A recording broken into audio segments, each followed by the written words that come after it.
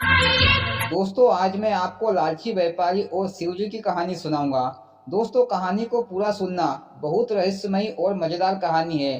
सबसे पहले तो सभी दोस्तों को जय भोलेनाथ। बहुत पुराने समय की बात है। एक गांव था। उस गांव में एक पंडित जी रहते थे। वह पंडित जी बहुत ही दयालु और सीधे साधे स्वभाव के थे और साथ ही शिवजी के परम भक्त भी थे, लेकिन गरीब भी बहुत थे। पंडित जी का काम था, वह रोजाना शिव मंदिर जाते, दिन भर शिव जी की सेवा करते और जो भी दान दक्षिणा मिलती उसी से अपना गुजारा करते थे। पर कोई भी दीन दुखी भिखारी उनके घर पर जाते तो पंडित जी उन्हें कुछ ना कुछ जरूर देते, खाली हाथ किसी को नहीं लौटाते थे। उसी गांव में एक व्यापारी रहता था। वह बड़ा ही धनवान था, पर वह हमेशा ही पैसों का बड़ा लोभी था। वह हमेशा सुबह शाम भगवान का नाम नहीं जपता था। मोदी जी भगवान का नाम नहीं जपता था तो फिर क्या जपता था? अरे भैया, वो तो पैसों की माला जपता होगा। धनवान आदमी के पास धन कितना भी हो, पर उसको हमेशा कम ही लगता है। हाँ भैया, सही कह रहे हो।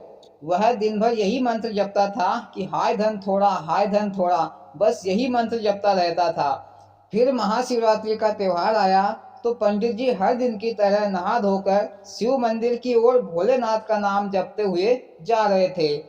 उधर से व्यापारी आ रहा था। जब दोनों पास आए तो व्यापारी ने पंडित जी से कहा कि पंडित जी, तुम रोजाना भगवान भोलेनाथ का नाम लेते हो, उनकी सेवा करते हो, लेकिन मुझे ये बताओ कि तुम्हारे भोलेनाथ ने आज तक तुमको क्या दिया है? जब से मैं देख रहा हूँ तुम गरीब के गरीब ही हो।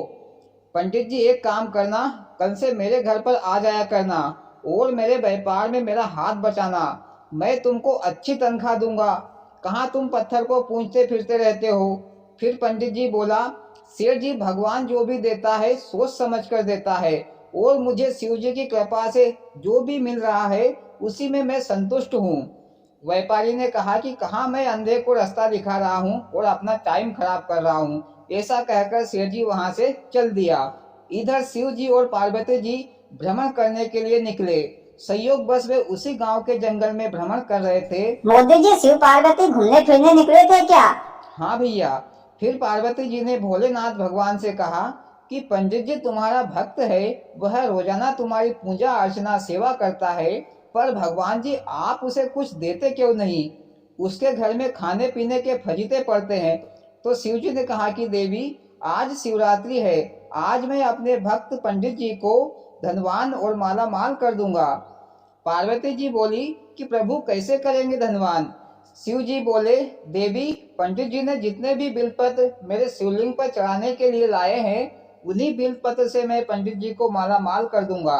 ऐसा कहकर भोलेनाथ भगवान और पार्वती जी वहां से चल दिए। परंतु संयोग बस ये सारी बातें व्यापारी ने सुन ली। फिर व्यापारी तुरंत पंडित जी के घर गया और पंडित जी से कहा कि तुम जो बिलपत्र आज शिवलिंग पर चढ़ाओगे वो सारे बिलपत्र मुझे दे दो। इसके बदले में मैं तुम्हें 100 सोने की मोहरें देता हूँ। पंडित जी ने कहा कि नहीं सेठ जी, ये बिलपत्र मैंने अपने श्रद्धा भाव से शिवलिंग पर चढ़ाने के लिए लाया हूँ, इसलिए मैं आपको नहीं दे सकता। लेकिन पंडिताई ने पंडित जी से कहा कि दे दो, हमें धन की जरूरत है और शायद सेठ जी को बिलपत्र की जरूरत होगी। पंडिताइन की जिद के कारण पंडित जी ने बिलपत्र से भरा थैला सेठ जी को दे दिया और 100 सोने की मुद्राएं ले ली।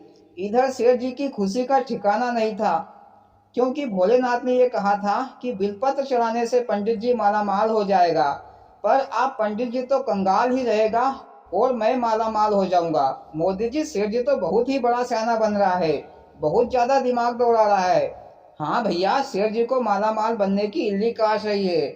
फिर सेठ जी शाम को सारे बिलपत्र लेकर शिव जी के मंदिर में पहुंचा और बिलपत्र से भरा थैला पूरा का पूरा शिवलिंग पर डाल दिया। मोदी जी सेठ जी मालामाल बनने के चक्कर में बिलपत्र हाथों से चढ़ाने के बजाय थैला ही शिवलिंग पर पलटा दिया। मोदी जी माया मिलने के चक्कर में आदमी बावड़ा हो जाता है, समझ सुध नहीं बैठती कि क्या करे और कैसे करे। भैया, माया चीज ही ऐसी होती है। फिर भैया सेठ जी ने बिलपत्र शिवलिंग पर डालकर इंतजार करने लगा कि अब चमत्कार हो, अब चमत्कार हो, अब माया मिले। और नीचे बैठकर वह बिना पलक झपकाए शिवलिंग की ओर देखने लगा। रात के 12 बज गए।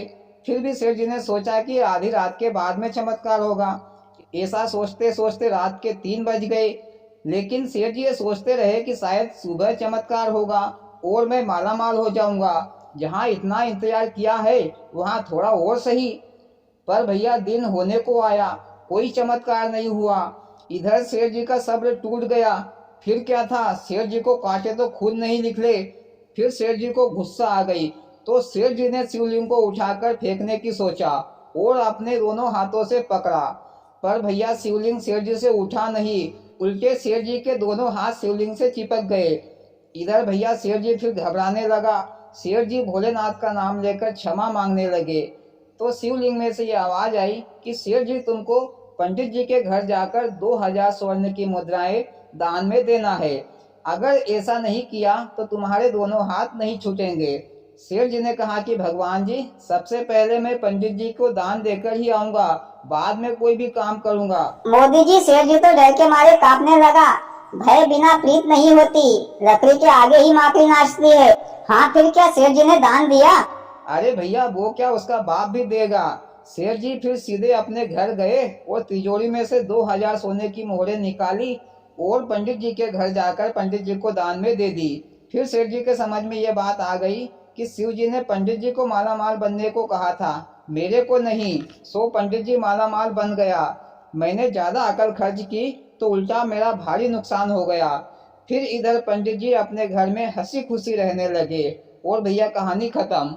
वाह मोदी जी, बहुत ही मजेदार और धार्मिक कहानी सुनाई, दिल खुश हो गया। और भाइयों, आपको कैसी लगी मोदी जी की कहानी? अच्छी लगी हो तो प्लीज वीडियो को लाइक और चैनल को सब्सक्राइब करें। भोलेनाथ सबके साथ।